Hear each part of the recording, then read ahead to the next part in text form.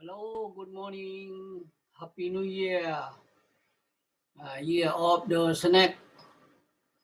Uh, Xiang Chang Peng On. In Hoài sẽ yên hoài đắp tỉa. Và lô nhang kia lô chạp tàn nhang ẩm nói. In Hoài đắp tỉa xin in xin phui. Và nghe dịch dây nhang ở nàng nhang. Đó là Xiang Chang Peng On. Year bịa tài. Này, công tế với Xiang Chang ở. Nếu ý hạng nó như dịch tình hạng sẽเป็นนางhạng ở Year of the Snake. Nếu ý hạng này mà nhùn hạ ồ có yếu thì ít ý con gì nhùn hạ này nhùn này luộc hạ tạo nóm hạ thu tạo nóm luộc hạ thu cả nóm luộc hạ phải kèn choáng như nhùn chế tay tế ý hạng ok nó sẽ bởi ý miền con ô phiếu kèn xuân phá để choáng cái này ở ý hạng này để có con vốn nhùn thả nó sẽ tại bút choáng diêu tế nha ý hạng này nhùn thả sẽ con bút choáng diêu nó xuân miêu hạng mai tổng ô được vừa nha tay tế sẽ tại tự nhiên là con thở này là tự nhiên sẽ đâu vừa miền ở con kiếm lồng đâu vừa khi tu bây giờ xuân chiều tu đông quế xuân quế đông quế nè bây giờ này mà để yên yên phê quế là chiều đông quế chia liu ở bìa hạ quế liu bìa chiều quế thế này em bìa đông quế thế này sẽ tại vừa kèn xuân kèn mỏ đi căn lúa nọ mặn căn lúa nọ dìa chỉ tại họ nay mấy cua miền và vừa choáng cái này dễ xuân như châu hồ nó chỉ ăn mấy cam và vừa hồ này vừa căn lúa nọ mặn nó nọ dìa nghe hoài choáng dìa rồi choáng cái này nó hại này thì sẽ bị tại quang tế nó nghe bị xiang hạng xin mày ở vừa xiang hoài mà xiang hoài mà xiang lì lúa hai chuột tại vừa giờ mảng còn mà tế hiu vừa thì vừa mảng xin mày đâu chuột tại lồng rồi ý hạng sẽ tại mà chuột thầu hoa thay tẩy nhở bây giờ vừa mà thay tẩy phá đặc vừa diễn xuất vào mày có một cái yếu tao hay mình cũng hàng nhiều hàng thọ nó nom tôm mùi yếm sang lai tệ này vừa có mình này có hai quạt trên mày yếm này yếm vừa trên chế cho lao miền mà vấn đề tên một vừa mình này giàu vấn đề tài cũng mình hai quạt thầu đâu là quân vừa lì hay xuất thầu hoa mẹ ok sẽ mai giờ có nhiều hay hiu tu trên nom là khoa lì trên tại mà trên bộ email phẳng nhà mà trên bộ nhà 2024 sẽ đuổi như phẳng tại yếm qua lì cái nhẹ na bốc qua dùng vừa có nhiều yếm hoa chả lao nhé yếm pama nhé yếm nó tên vừa chia vừa thế này sẽ công định quân vừa nó xiang hạng mà xiang nhung chuột quân vừa hiu vừa miền như cái chiêu linh nhỉ cái này đâu sẽ còn hai cái pháo quân vừa nhiệt tung vừa yêu miền con vừa thọ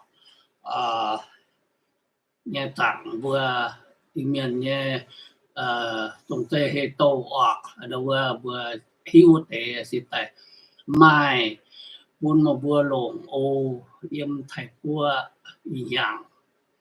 là cua như có yếu chia bây giờ hạt quạt thế này là mấy cua sẽ tại xuất lào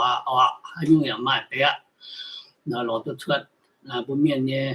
หรือว่า calendar โอ้หรือว่ามาเบื่อให้ไม่ให้รอเขาเต่าบ่มีเมื่องานนะบ่ปวดนะแกปวดอยู่ในเบื่อตลาดบัวใหม่ก็น่าจะตองเบื่อให้ปวดปวดอยู่เฉียมสิแต่มีเบื่อรอโอ้หรืออย่ามายืนปีปุ่มบัวอย่ายังจะเตรียมฟันตีฝงหอเสียงหางมาให้หลอมปากกงฝงหอเสียงหางอีน้อยเสียเยอะน้อยอ่ะtoàn có dùng với tung dùng标lo hải này ye quay biếm tiền na chú này biếm đảng sẽ quang hòa ở chỗ này quang tệ đi về đó vừa sẽ biếm tiền này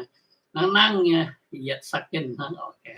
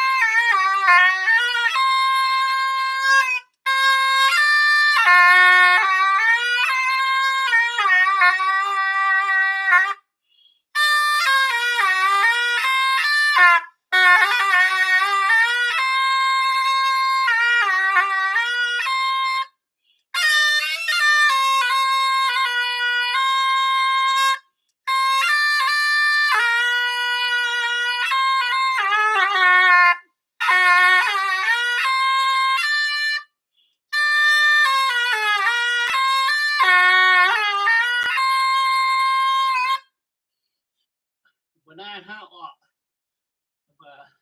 về biếm tiền buổi sẽ yên thoại ở nãy ha như đặc biệt sinh niên sinh phui trong miền trong thiên trong thế yêu miền yếm đôi ở chụp pin phần vừa ít tận xuân này mà na YouTube mà Facebook ô xuất đau mà chứ lúc đó ta xuất tế mà tế xuất tuổi mùa hay về như là tụi mà bữa kim đã lồng bữa yêu miền màเป็นbữa yêu miền ham yêu miền con chỉ phim là bữa miền ta con tốt đồ mà tự nhiên phim nó mà phim pa nó về liền hiu bữa miền đi chơi ở mà nha sẽ riêng bữa nayว่ายินหอยเสียนหอยปุ่นมัวตะเต่าเมียนมัวเทียนเชดอกเมียนคู่เมียนติงอย่าตุ้งเยี่ยมเปียวไม่หยันมังหางตัวตัวหอกขี้อำหวังเบื่อเบื่อยังจมก็ว่าฮัดดอยอยู่แต่ไม่ว่าเดี๋ยวนี้ก่อนยวนกงกวางต่อยว่าเจียโลองท้ายเจียองท้ายเสียนนินโลนินเจียดับเปียเสียนนินเนี่ยเจ้า现在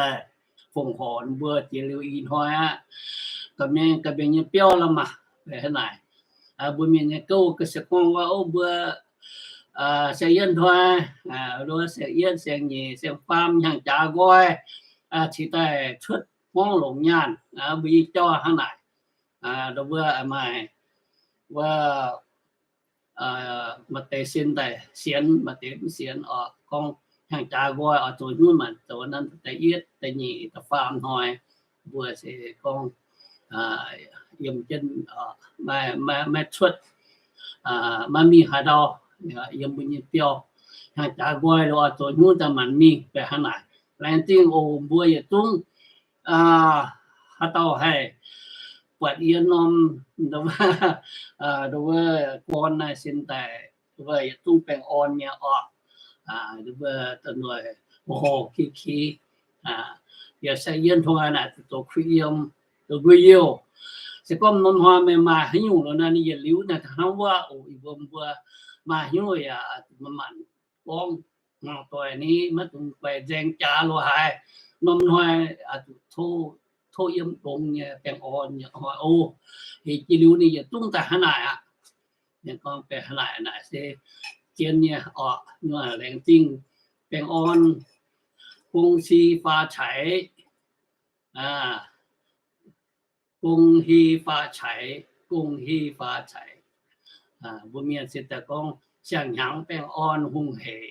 พุดจอยแต่ให้ไหนหรือว่าถ้าต่อสิแต่ทำไอ้ไม้แต่มีมาเป็นมีตัววนโอ้ดับเปลี่ยนน้อมหางถ้าต่อเนี่ยตัววนน่ะเอี่ยมหน้อมถาอีหน้อมถาบ่ฮิตุบุญเนี่ยตัววนเอี่ยมหน้อมถาน้อมถานำบ่ให้ตู้ว่าเห็นจอยให้ตู้ลงโอเคยังยังไม่โอ้ยังยังก็มันเนี่ยเป็นทางกองโอ้อย่าจวงเมียนโออันนี้ตัววนอย่าน้อมถาอย่าน้อมถาบ่ยมั่งโอ้เนี่ยตัววนอย่าน้อมถานะก็บ่สุดเจ้าสุดสิ่งไอ้นี่ต้องอยู่ในนั้นบ่ลงน้ำห้อยลงบ่ไอ้หิวเลยนะบ่ก็หิวตายรอลีฟงมาแท้ลีเวินฟงให้ถึงบ่มักอีกอันในฮิตัวนี้ตัววนอย่าน้อมถาปัจจิมิไหนนินไม่เนี่ยให้ต่ออย่าถนนห้อยฝาปูงตัวปูงตู้เหยียดน้อมจะหกยาดอนตู้ดอนโอเคหรือว่าอันไปมามันเนี่ยตัววนทูเนี่ยบุยปูนะบัวมิงปวนอ้อตู้ตุ่มใหญ่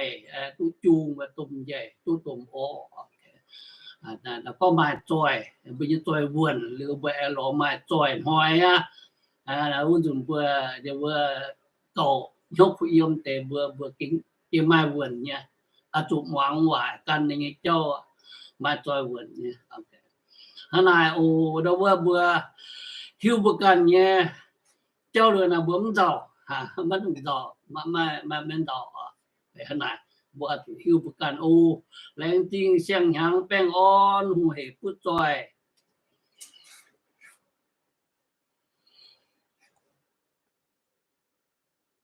ทางนอกปวดนะโลโอเค